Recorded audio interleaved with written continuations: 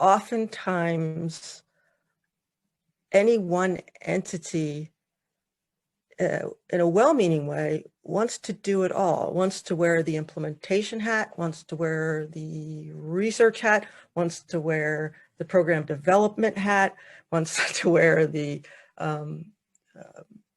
implementation support hat. And I think the challenge is, and this is not unique to intermediary organizations or purveyors for sure, is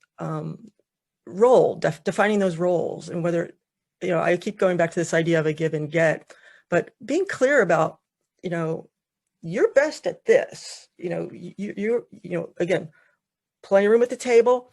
If you're associated with a higher ed or the academy, you may have a great head start on how we might turn this implementation checklist into a fidelity measure. Go for it. You as an implementer or a local implementer are going to have some ideas about how to contextualize it and talk to the intermediary organization about, well, what can tweak and what can't we tweak?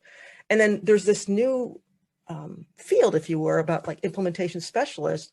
I mean, I work in the research, practice, and implementation unit.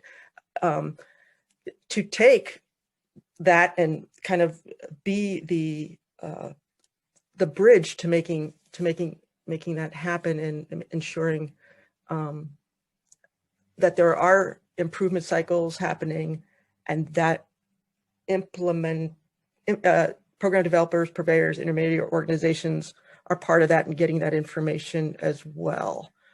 So probably the most difficult part, and it could be pretty concrete, I've seen this enough times, is there's a lot of things that aren't well operationalized in terms of either whether the critical features are defined in such a way that you can say, this is how another adult would be doing this.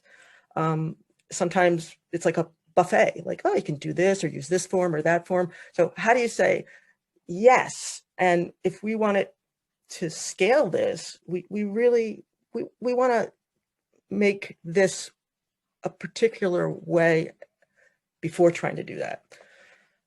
Oftentimes this idea, okay, with exploration, you have these conversations with measuring fidelity and, initial implementation to full implementation, that's not a big reach, but there's this really messy time when you're installing and you want to find some progress benchmarks.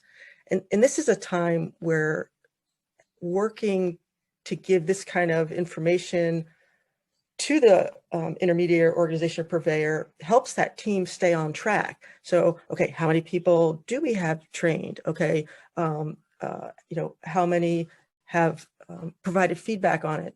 Is their coaching starting to happen? Do we even have the number of coaches that we have in ratios?